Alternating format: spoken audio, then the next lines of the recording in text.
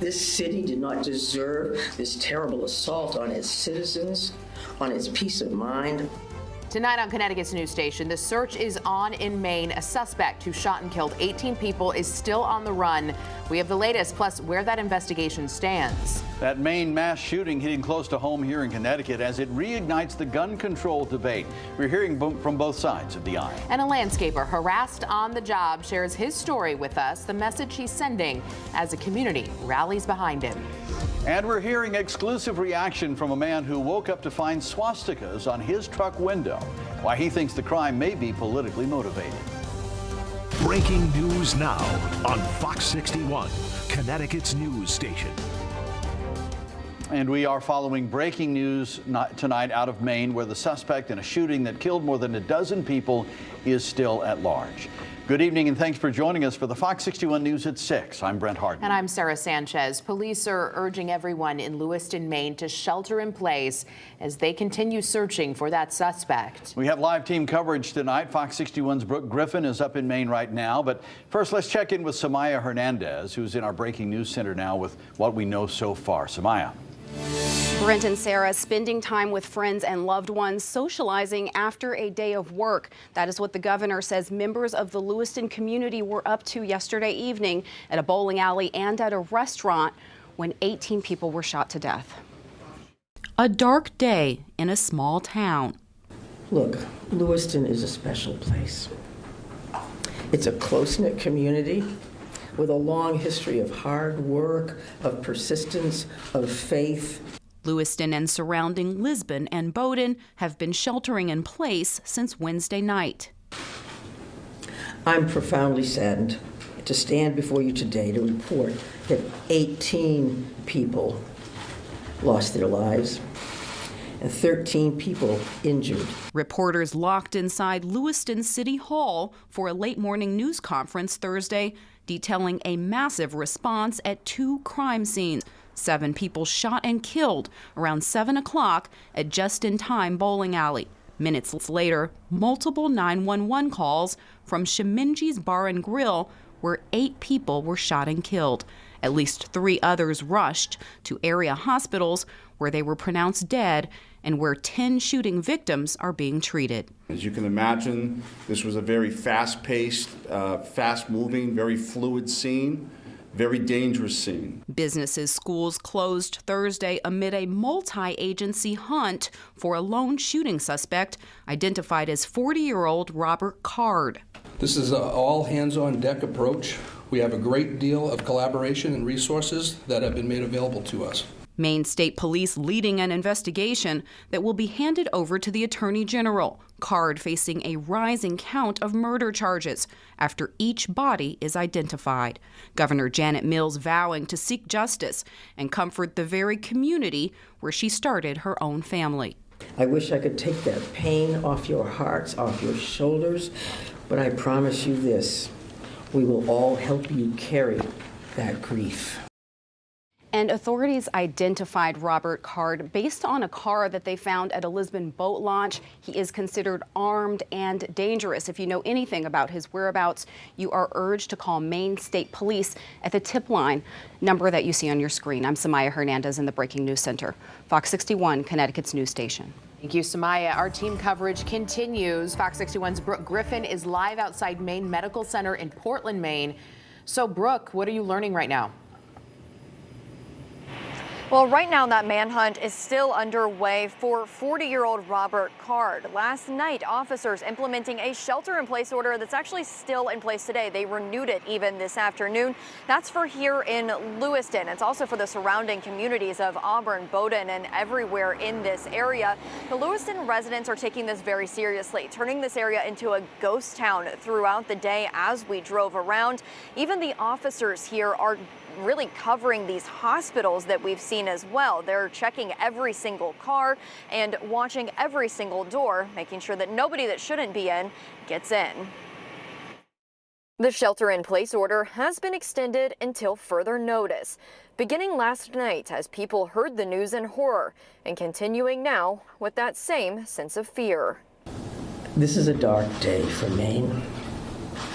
I know it's hard for us to think about healing when our hearts are broken. Very few cars on the road, no visitors in local restaurants, no music playing at the gas stations.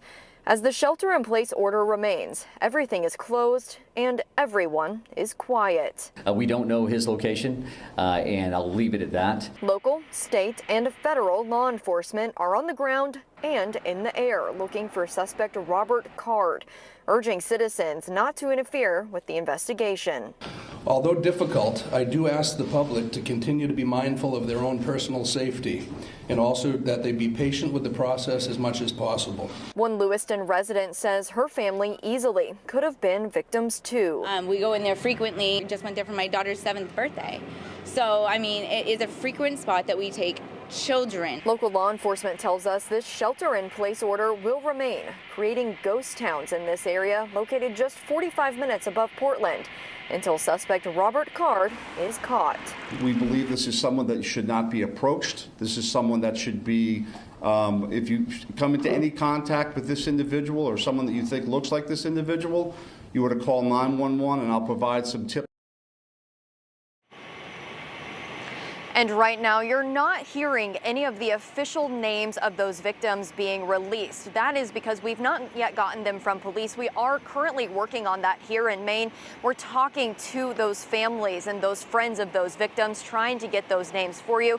We want to tell you the stories of those heroes. Of course, I'll be here through at least tomorrow night in Lewiston on the ground, ready to report all new details as they come. Live in Lewiston, Brooke Ruffin, Fox 61, Connecticut's news station. Brooke, thank you. Still less than 24 hours since that gunman began terrorizing the community in Lewiston, leaving chaos, death, destruction in his wake. And it didn't take long for what happened to spark renewed conversation about guns. Fox 61's Matt Caron sat down with some stakeholders here in Connecticut. Well, let's face it, few issues are more hot button and more emotional than a debate about guns. But let's also remember at the same time, now is a time for sensitivity as we remember in our thoughts and prayers our New England neighbors in Maine and the tragedy that they are suffering. It's why here at the state capitol, flags have been lowered to half-staff. Another morning in America, another mass shooting. I knew it was going to happen.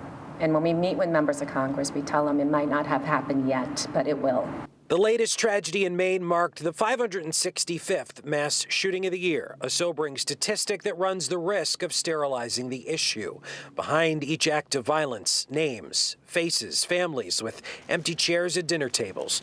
Nobody knows that better than the people of Newtown. It's devastating. It's re-traumatizing for our community to just repeat, we're on a repeat cycle. A cycle that always reignites a tough debate, gun control. Our laws work. And if we are going to try to prevent this type of tragedy in this country, we need to see other states pass the same laws that we have enacted in Connecticut. Versus gun rights. We can't legislate against someone who is so deranged or so disturbed that if they are determined, they are going to commit an act that's going to be so painful and lethal. But there's no debate that Connecticut has among the toughest gun laws in the country. A ban on assault weapons, ghost guns, limits on high-capacity magazines, bump stocks, and red flag laws, just to name a few. The question is, do they do what they are intended to? Connecticut has always been one of the safest states in the country. It is not a result of our gun laws. There is absolutely nothing on the books in Connecticut that would prevent mass shooting. There's also no debate that the Second Amendment guarantees the right of the people to keep and bear arms shall not be infringed. We don't have enough details that anybody should be talking about creating more public policy because we simply don't know what occurred yet. A vigorous debate about gun laws is often accompanied by a conversation about mental health. Connecticut marking historic investments in 2022, funding that's in danger of drying up in the next fiscal year. I think post-COVID, we've seen the explosion in problems with mental health. Most people with mental health issues are more likely to be victims than they are to be perpetrators of violence. And as we broaden out this issue of guns, Connecticut's hospitals are going to be partnering together this weekend, holding voluntary gun buyback events across the state where you can turn in your gun and get a gift card. All the details on our website, fox61.com. At the State Capitol Complex in Hartford, Matt Caron, Fox 61, Connecticut's news station.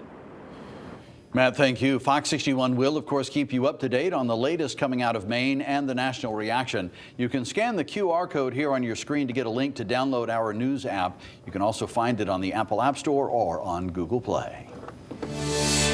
It's been nearly 3 weeks since 2 people from Middletown were arrested for allegedly harassing and berating a Puerto Rican man and his brother while they were working. It was all caught on camera in a now viral video. Yeah, and today the pair was on the docket at Middletown Superior Court. Fox 61's Julia LeBlanc has the new details. The co-defendants didn't get their day in court today, but they will 3 weeks from now. But still, people showed up in numbers in support of Jose Martin, the man police say the 2 people were harassing. Shave Martin! It's been nearly 3 weeks since Jose Martin and his brother were working for their own landscaping company at a customer's house on Frisbee Street in Middletown. You don't even have a visa, do you? When, as seen in this viral video and in court documents, nearby neighbors Robert Shaw and Sharon Bourgeois Williams started to harass the 2 men. This is why we need a border wall.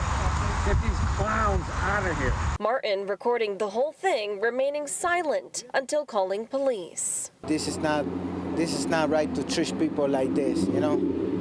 We are human beings and we all deserve respect. Martin says he'll be at every court appearance as he searches for justice. Alongside him are friends, family, and strangers showing support. This does not represent Middletown, and we love our brothers and sisters, no matter what color they are. Amy Lapo started this Facebook group after a series of hate crimes taking place in town.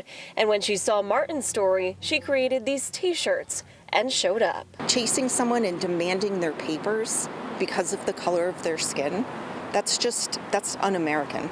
And the support doesn't stop here. Martin has been getting calls from people all over the country. When I received those phone calls, it made me feel stronger. Meanwhile, court papers show Shaw and Bourgeois Williams admitted to being intoxicated during their encounter with Martin. The officer in the report says they admitted they were wrong. We visited their home with no answer.